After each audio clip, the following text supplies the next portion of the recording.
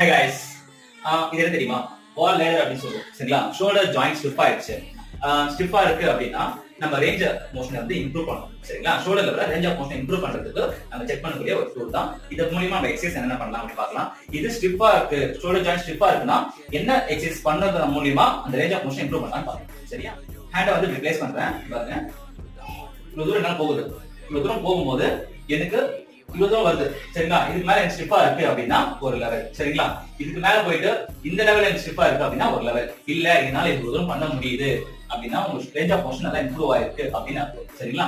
So இது எனக்கு எல்லோடய இருக்கு, இந்த இடத்துல நிக்குது அப்படின்னா உங்களோட ஆன்டீரியர் ஃபைபர் ஆஃப் மசில்ஸ் வந்து ரொம்ப ஸ்டிஃபா இருக்கு. அதுக்கு சிம்பிளான ஒரே ஒரு எக்சர்சைஸ் என்ன பண்ணுவோம் அப்படின்னா பெண்டலா சொல்லக்கூடிய ஒரு பேசிக் எக்சர்சைஸ் இருக்கு. அதை நான் இப்ப பண்றேன், அதை பார்த்து ஃபாலோ பண்ணுங்க. அது பண்றது மூலியமா பண்ணிட்ட பிறகு இது போல வால் லேடர் நீங்க பண்ணி பாத்தீங்கன்னா டிஃபரன்ஸ் என்னன்னு உங்களுக்கு தெரியும். சரிங்களா?